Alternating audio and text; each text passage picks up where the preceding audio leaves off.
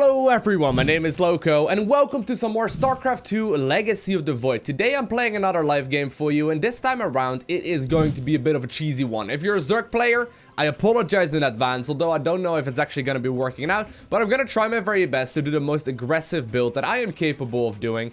And that is going to be a Reaper all-in off of one base initially, and eventually we're going to get more bases up as well. And we're going to try our very best to obviously just simply get a whole bunch of economy up as well, while pressuring the Zerg. Now, obviously, this is going to be a bit of an all-in, because I will need to do some sort of damage with it initially as well. And on top of that, I can't just lose them. If I just randomly lose my Reapers, we're going to be in a pretty terrible scenario as well. Now this map, it is a little bit tricky to pull off because there's not like an easy ramp leading up to the main base.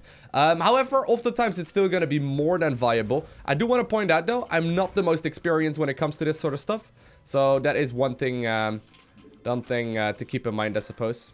Now he's trying to be real cheeky here. Okay. Gotta be careful that I don't lose it, but I don't want him to stake my second gas. Taking a second gas would probably be the worst thing. Okay, we're just gonna swap out the worker real quick. Okay, so we are gonna go ahead here and pick up a bunch of Reapers right from the get-go. And also start up the command center right now with the orbital command. He has seen my gas, but for some reason he doesn't fly it in any further. Obviously, I'll need to try my very best to hide the third and second barracks that I will be creating right now. Because, well, hey, we don't want him to really see those. In total, you can go ahead and support up to, like, 3 barracks at a time. So that's one thing to keep in mind here. Basically, like, if you have 3 barracks, you can produce non-stop Reaper off of one base, which is exactly what I'm going to try and do here. Now, keep in mind, I am primarily a Zerg player, right? I have done this a couple times before.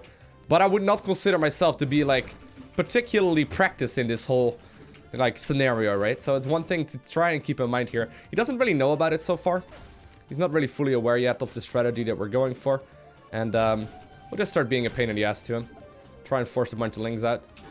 One thing to note, obviously, is that I need to watch out for, like, things such as Zergling speed.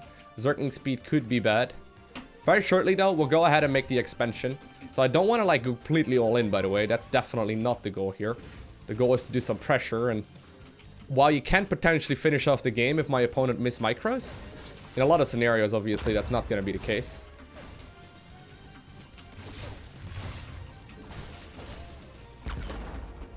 Okay.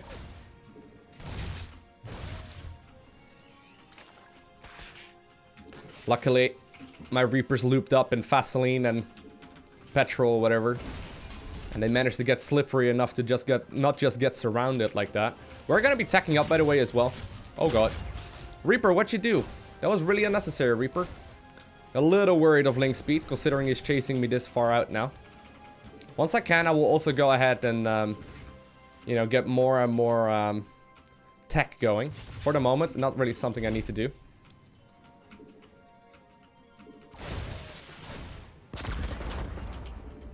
So far my micro, like, he's been microing relatively well. I haven't really killed very much yet. Usually it's the big amounts of Zerglings that are scary, but also the big amounts of Reapers that can counter those.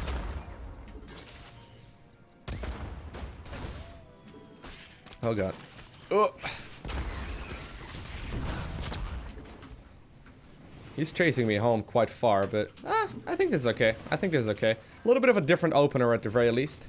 I'm gonna be forced to transition out of this, though. I don't think I can continue with this for too much longer. We'll go ahead and create another barracks. And also add on a second one, because we can. Meantime, we're gonna be getting our starport as well. And I'm gonna keep on doing some pressure, though. No reason for me to risk that. I got a lot of Reaper now. Didn't really lose very many.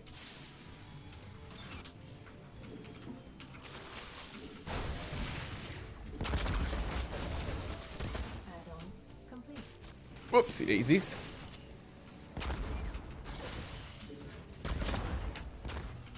Okay. Gonna be getting my stim pack right now as well. And we're gonna try and get as big an army out here as possible.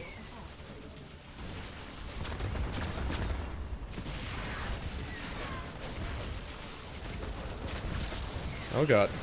My opponent is committing very heavily into this. I'm not sure if this is actually working out for him though. We got a pretty nice army still.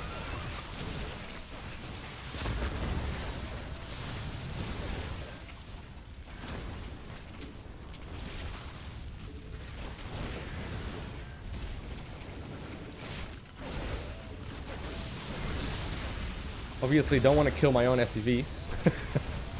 That's one thing to keep in mind. Okay.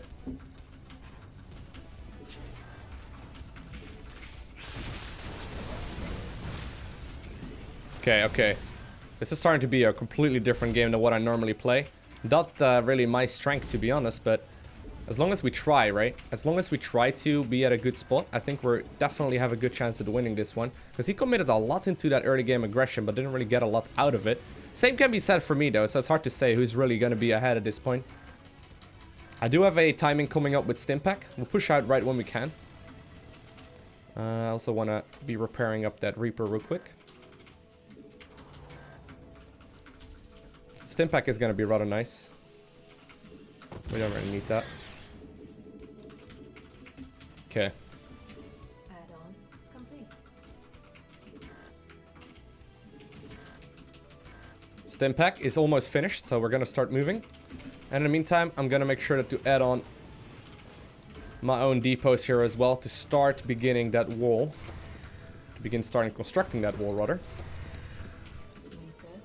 Okay, so that's Stimpack.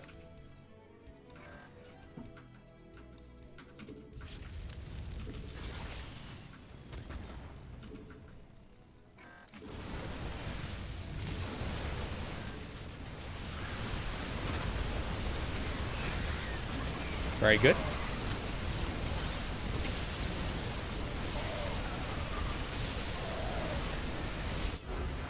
And my opponent decides to leave the game. Alrighty, so while I did end up winning that match just now, I want to see whether or not there was some room for improvement, and I'm certain that we can definitely find those. Now, I get a lot of questions from people like, what do you do when you're actually looking at your replays? Honestly, I am primarily looking at the amount of income that I have, as well as the potential timing attacks. So in this particular case, we didn't really end up losing any workers here. My opponent went for a lot of aggression after I did go for a lot of aggression as well. But we didn't really lose a lot of workers, and that is the key aspect here. StarCraft 2 is a game that, generally speaking, is going to be decided by the economy aspect, and that's really what I want to try and figure out. Now, macro-wise, obviously, I did slip up in this regard as well. Made some pretty big mistakes, but I didn't lose all of my Reapers randomly, and we microed them decently.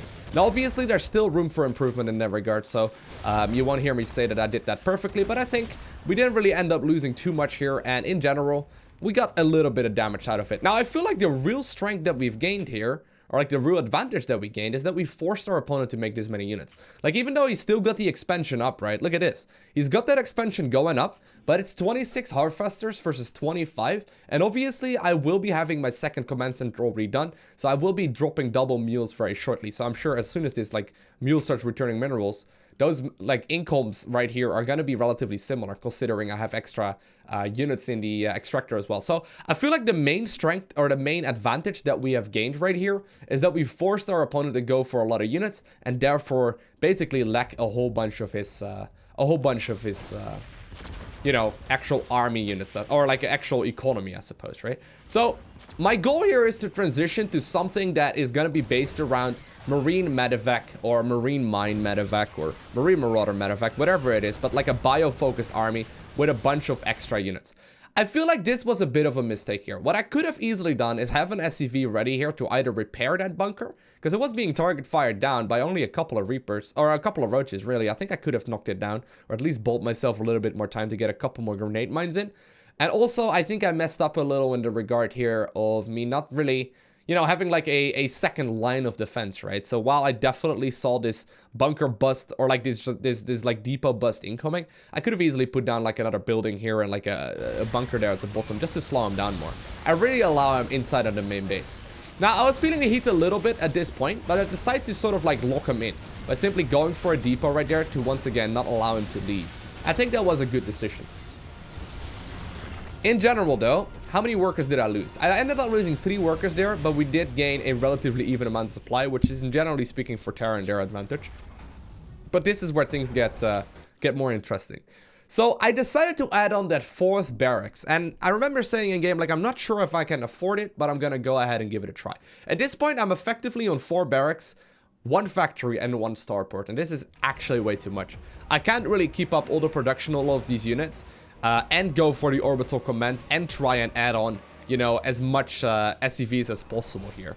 On top of that, I also am not producing like medevacs at all times, and I'm not able to use that 2nd tech lab whatsoever. So what I really should have done is just forgotten about that like reactor that I've made here, and forgotten about the 4th barracks altogether, and also forgotten about that tech lab. I think I could have had 1 barracks with a tech lab here researching Stimpack, then another barracks as well researching maybe, or like maybe with 1 reactor or maybe not, but at the very least like have 2 more barracks up instead of having 3 more up, and I don't think I should get any add-ons on those initially. At that point, I could go ahead and start producing 2 Widow Mines at a time as well as a medevac at a time, and potentially transition into like a, you know, for example, a single engineering bay. I think that would have been much better. I ended up getting a little bit greedy here when I dropped down the 2 mules, because I knew that I was going to be able to probably get a reasonable eco very shortly, but I sort of banked on getting that economy a little bit too quickly. So right now, while I'm still producing relatively well, as you can see, I don't really have any income here to support the medevacs, and I'm also not producing out of my orbital commands. I just simply can't keep that up, and also focus on you know, continuing building the army, right? So I think the main mistake here, as far as like the eco goes, is that I didn't like constantly produce SCVs. So that definitely shouldn't have happened here, where I was gonna fall behind in the economy aspect, which did happen just now. And I think where I could have also improved is just simply having a little bit less unit producing structures and potentially have a transition ready. Because honestly, this was kind of an all-in. I didn't have the money to really afford the combat shield upgrade. I do not have any engineering base up. That didn't really allow me to transition from anything up at all. And you can see he was having a single evo chamber up. Or like an engineering bay up for me, obviously. But he did have a single evo chamber up himself. To make sure that that he could get the upgrade advantage. And if that would have finished up, I think I would have been in a much worse scenario. So basically, the primary things you're looking for, right, when you're analyzing your own games, check the amount of hard vessels that you have compared to your opponent. Generally speaking, as Zerg, you're looking to be ahead. Terran and Protoss, you can be relatively even, but definitely you don't want to be behind. Other than that, like, you really need to be looking at like your timing waves, right? So for example, right here, I went for a timing attack with the Stimpack upgrade finishing up. But since I have no follow-up to this, other than just more units, but I have no follow-up here in the form of like upgrades finishing up, or like a combat shield finishing up, or like double medevac production, or like a 3rd command center or anything, it practically makes this all push an all-in. So you want to see if you can try and prevent that from happening in the future. So while we did end up winning the match, hopefully I managed to provide a little bit of insight in how you can be improving as well when you play with the Terran pieces, even when you open up a little bit more cheesy. Other than that, I want to thank you all for watching. Have an amazing day, alright? Do not forget to smile, and I'll see you in the next one.